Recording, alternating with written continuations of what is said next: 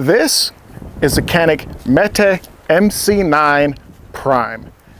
And by golly, it might just be the best gun in its class.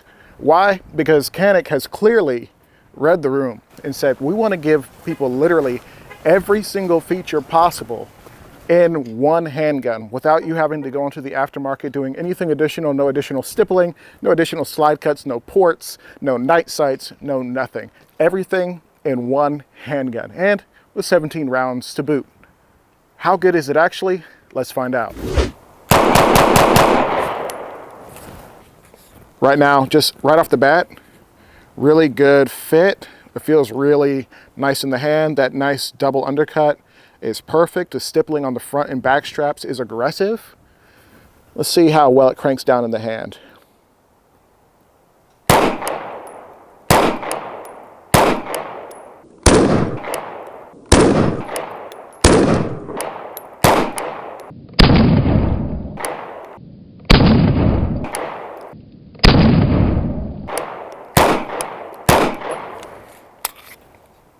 Okay, so that's 17 rounds in such a tiny package of Fiocchi 115. Let's switch over to the Blazer. Looks like that port's getting that work. We're seeing the 17 rounds of Blazer brass.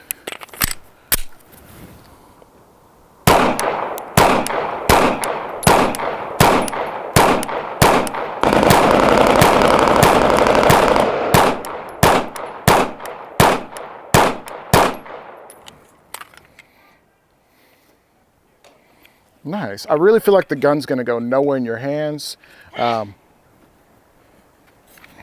This is just excellent. I love this gun. That oversized slide lock release, perfect. In fact, while we're here, let's just go over some of these features. I mentioned all the features it had. Right now we're looking at, this is a high vis front with the blacked out rear. The rear actually has some glow in the dark sections, so that we can make sure that we are able to see it in low light situations. A lot of people pay a lot extra for that. You usually pay extra for those. You don't have to do that here. Loaded chamber indicator, or when the trigger is primed and ready to fire, and when you pull that trigger and there's nothing in the chamber, it will depress. So loaded or the striker indicator rather. This can take the Holosun EPS carry and the SES carry, so that RMSE footprint. It's got all sorts of lightning cuts for some for aesthetics. This one says Prime.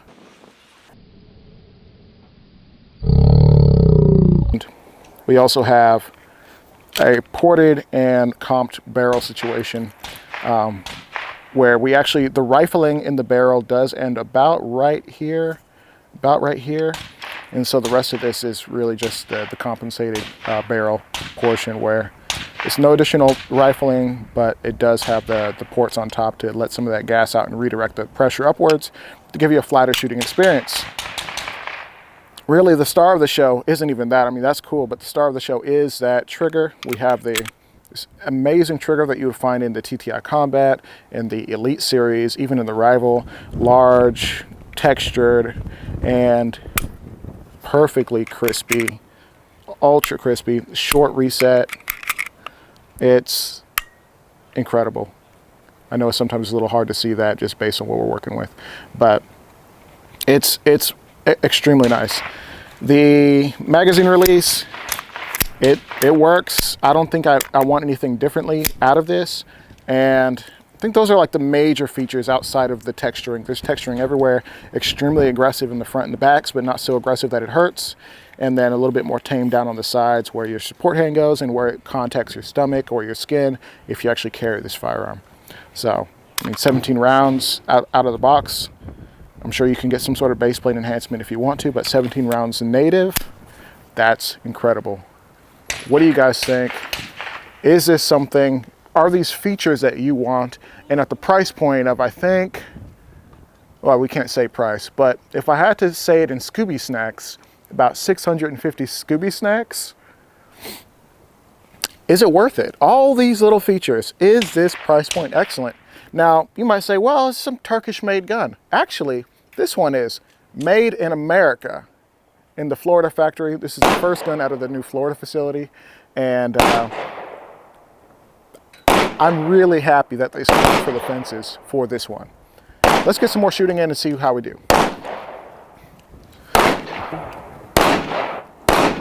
This is the Holosun 507 competition. And I'm actually going to give this away to one of my members of the Discord group. If you're not in the Discord group for my podcast and overall just community, it's called the Gun Club Community. It's part of like the Gun Club Radio podcast that I do. And one of the members in there is going to be winning one of these. We also have Holosun raids. We actually have 2 Holosun raids, and don't move. One of these. This is a Shooters Global shot timer. It's $150 in value, and I'm going to give it away to somebody. All you got to do to enter for free is just join the Discord group and then go to the little giveaway section. Okay, so if you haven't kind of figured it out by now, these are just my first impressions of the gun. But as part of that, I did pull out my Mantis X10, which is going to really help me to understand just some of the data coming from this gun, such as the overall recoil amounts. And I'll try to compare it to some of the other data that I have, say on the P365 X-Macro with similar ammunition.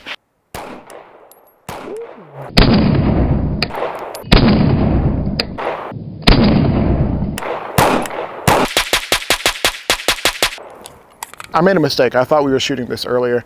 We were actually shooting just some regular Blazer. This is the federal this is the federal self-defense ammunition hollow points, and this is in 124 grain.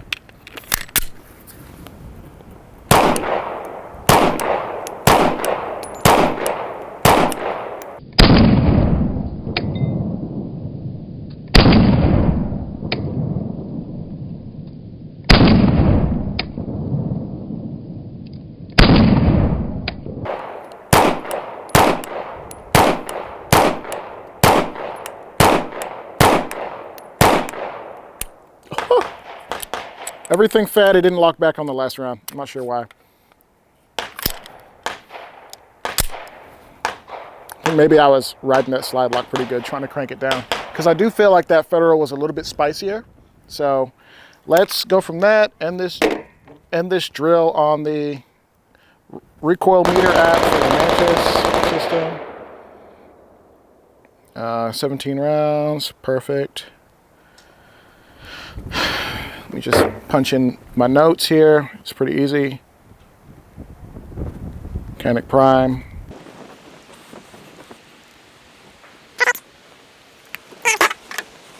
This is another 17 rounds of Blazer, and I guess we'll show what kind of data we get from this.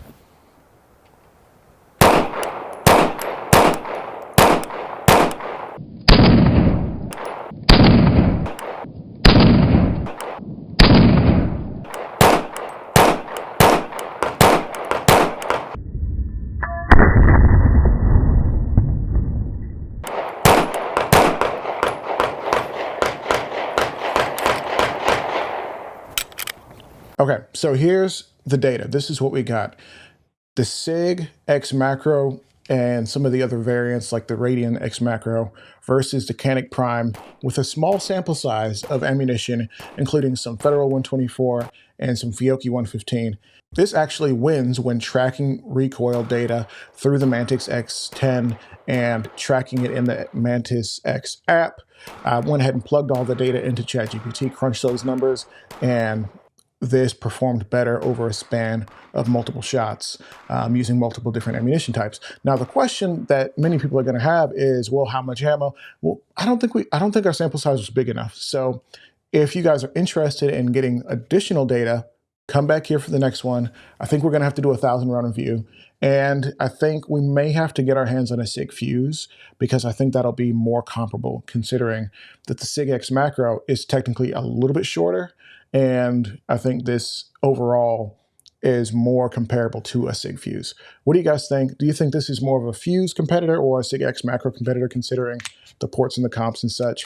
Or, I don't know, is there another gun? Is this a Glock 19 competitor, even though it's more of a slimline gun and somehow has 17 rounds?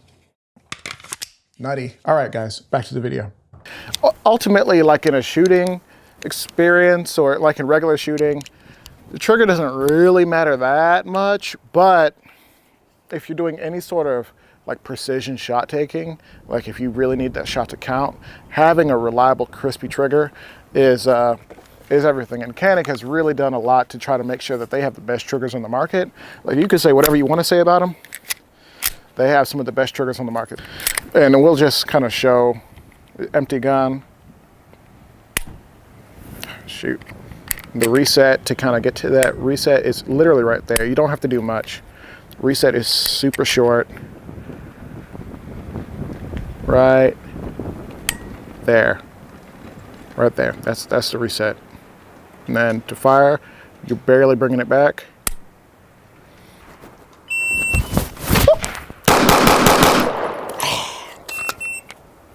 Okay, this is the Shooter's Global shot timer that I mentioned earlier that we're giving away in the Discord link down below. And right now, it's super easy. We're just gonna cycle through till we find the Atlas Special. Boom. All the presets are there, 2-button control, cycle through the presets, start to go. And Atlas Special is just a bill drill from concealment. And I think that's called a bill drill from concealment. So 6 shots on target. Let's see how we do from 7 yards away, time-wise.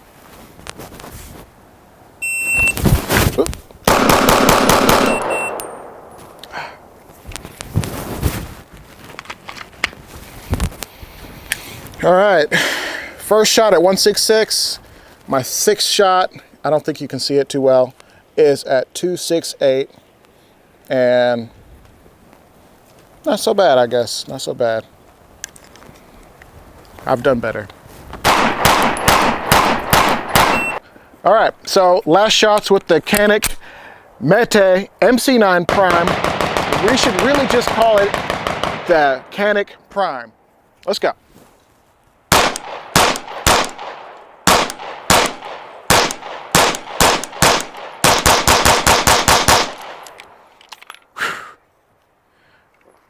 Dudes and dudettes, I think this might be one of the best guns in its class. Just with all the cool features built in, the incredible grip texture alone is worth the price of admission, in my opinion.